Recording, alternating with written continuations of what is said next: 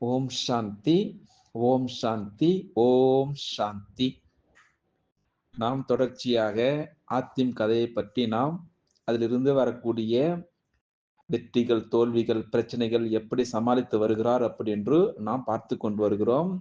சங்கமுகத்தில் பிராமண குழந்தைகள் கூட என்ன செய்ய வேண்டும்? பிரச்சனைகள் வந்த பிறகு பாபாவுடைய நினைவு வரவில்லை, பாபாவுக்கு சொல்லக்கூடிய முருளினுடைய ஞானத்தினுடைய விஷயங்கள் வரவில்லை என்றால் அந்த பிரச்சனையிலிருந்து வெளியே வர முடியாது.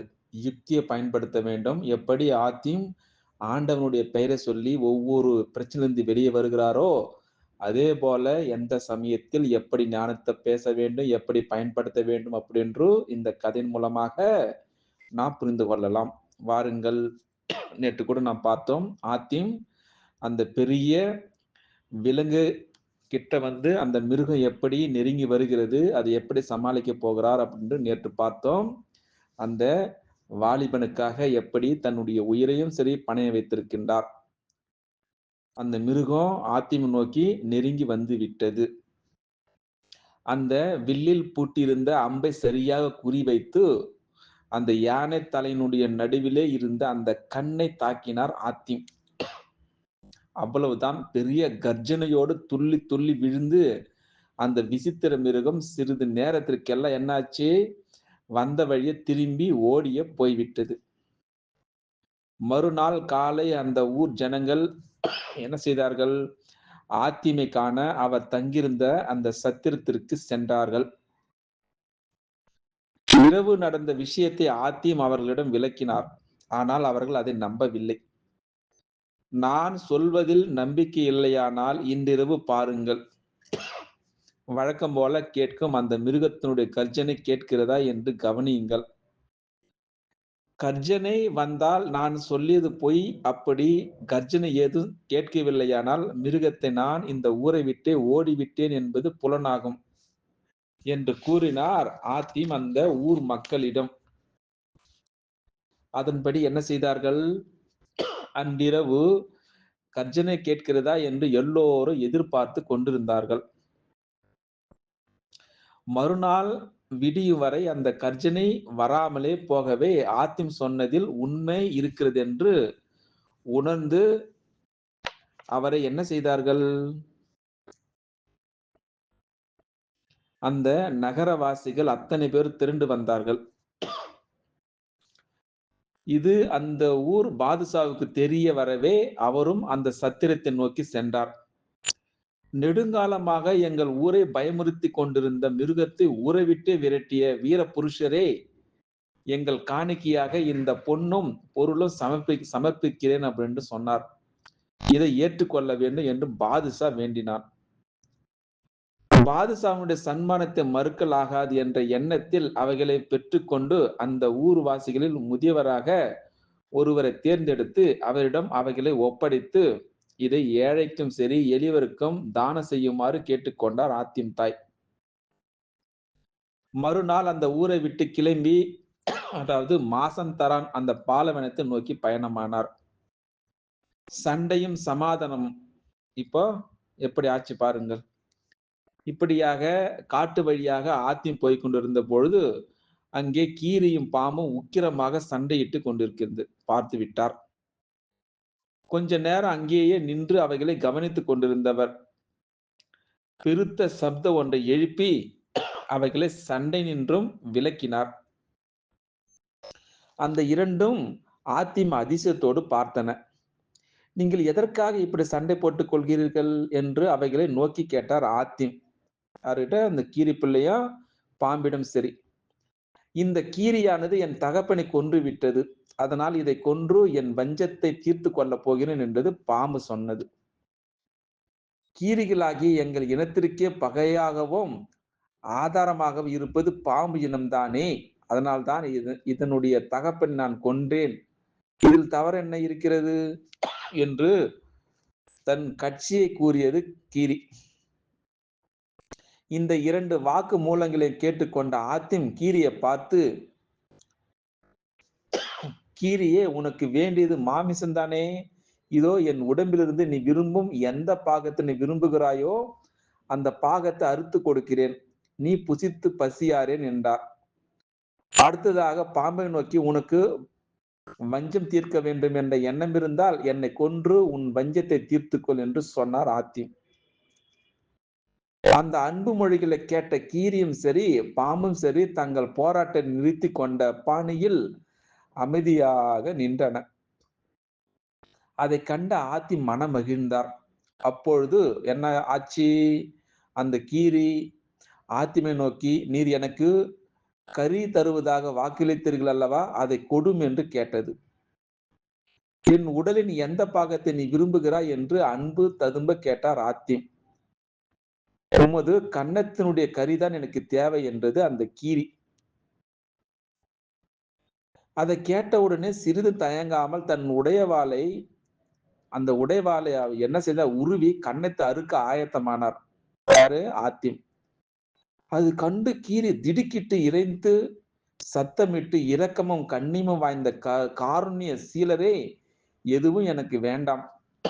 உமது மனதை சோதிக்கவே நான் அப்படி கேட்டேன் என்று கூறி சற்று எதிர்பாராத வண்ணம் மனித ரூபம் எடுத்து நின்றது அந்த கீரி பிள்ளை. அதே போல பாம்பும் சரி ஒரு வாலிபனாக உருவெடுத்தது. இந்த விசித்திர மாற்றத்தை கண்ட ஆத்திமுக்கு ஆச்சரியம் சரி அதிகரித்து விட்டது. அங்கே நண்பர்களே, இதெல்லாம் என்ன விந்தைன்னு கேட்டார் ஆத்திம். அதற்கு அந்த கீரி மனிதன் பதில் சொன்னான் இப்படி: நாங்கள் இருவரும் சரி ஜின் என்கிற பிசாசீனத்தை சேர்ந்தவர்கள். அதாவது பாம்பு அந்த உருவ கொண்டிருந்தானே, இவனுடைய தகப்பனை நான் தான் கொன்றது. என்னமோ உண்மைதான் அது. ஆனால் அதற்கு காரணம் இல்லாமில்லை. இவனுடைய சகோதரியை நான் காதலித்தேன். இவனது தந்தை அவளை எனக்கு மணமுடித்து தர மறுத்து விட்டார். அதனால்தான் அவரை நான் கொன்றேன். இவனும் என்னிடம் பழைய பகையை பூண்டு கொடூரமாக நடந்து கொள்கிறான். அதனால் இவனையும் கொன்று போட நான் தீர்மானித்தேன் என்று கூறி முடித்தான் அந்த வாலிபன். அடுத்ததாக பாம்பு மனிதன் தன் பக்கத்தை எடுத்துரைத்தான் இப்படி என்று. எப்படி? இவ்வளவு தூரம் பேசுகிறானே இந்த மனிதன், நான் இவனுடைய தங்கையை காதலிக்கிறேன், அவளும் என்னை நேசிக்கிறாள், எங்கள் இருவருக்கும் கல்யாணம் நடந்து இவன் இசைக்கிறானா என்று கேளுங்கள். அவன் சம்மதித்தால் நானும் என் தங்கை இவனுக்கு தர இசைக்கிறேன் அப்படின்னு அந்த பாம்பு மனிதன் சொன்னான். அப்பொழுது கீரி மனிதன் குறுக்கிட்டு, நான் இணங்கினாலும் என் தந்தையான அந்த பைசாசா, அதாவது பாதுஷா இதற்கு சம்மதிக்க மாட்டாரே என்று வருத்தம் தோய்ந்த குரலில் சொன்னான். பார்த்தார் ஆத்திம் அந்த இடத்தில். அவர் கீரியை பார்த்து, அப்படியானால் என்னை உம்முடைய தகப்பனாரிடம் அழைத்து செல்ல வேண்டும். அவரிடம் நான் பேசி உங்கள் இருவருக்கும் மனம் முடித்து வைக்கிறேன் என்று சொன்னார் ஆத்திம். அதற்கு கீரி மனிதன் ஒப்புக்கொண்டான். ஆத்திமை அழைத்து கொண்டு நகரத்தினுடைய மையத்தில் இருந்த ஒரு வீதி வரை கூடவே வந்து அந்த தூரத்தில் தெரியக்கூடிய அரண்மனையை சுட்டி காட்டினான். அதோ தெரிகிறது அரண்மனை. என்னுடன் உங்களை அழைத்து சென்றால் என் தந்தை ஆத்திரப்படுவார். ஆகவே நான் தனியே போய்விடுகிறேன். நீங்கள் என்ன செய்ய வேண்டும்? சிறிது நேரம் கழித்து இங்கே நின்று கொண்டிருந்தால் அரண்மனையை சேர்ந்தவர்கள் யாராவது வந்து உங்களை விசாரிப்பார்கள். அவர்களிடம் பாதுஷாவை பார்க்க விரும்புவதாக சொன்னால் அடுத்த க்ஷணமே உங்களை அழைத்து செல்வார்கள் என்று சொல்லி ஆத்திமிடம் விடைபெற்று அப்பால் சென்றான் அந்த மனிதன். கீரி இளவரசன் கூறி சென்றதை போலவே சிறிது நேரத்தில் அரண்மனை சேர்ந்தவர்கள், அதாவது சேவகர்கள் சிலர் ஆத்திமை அழைத்து சென்று பாதுஷாவின் முன் நிறுத்தினார்கள். அவரது அந்த தேஜஸ்மான அந்த முகத்தையும் சரி, கருணை மொழியும் உருவத்தையும் கண்ட அந்த பைசாச, அதாவது பாதுஷாவான மகையூர் ஆத்திமை நோக்கி என்ன செய்தார்? மானிடனே, எங்கள் பிரதேசத்துக்கு நீ ஏன் வந்தாய் என கேட்டான் அந்த பாதுஷா, அதாவது மகையூர். சண்டையை நீக்கி சமாதான நிலவ செய்ய தங்கள் சமூகத்தை நாடி வந்திருக்கிறேன் என வினவமாய் பதில் சொன்னார் ஆத்திம்.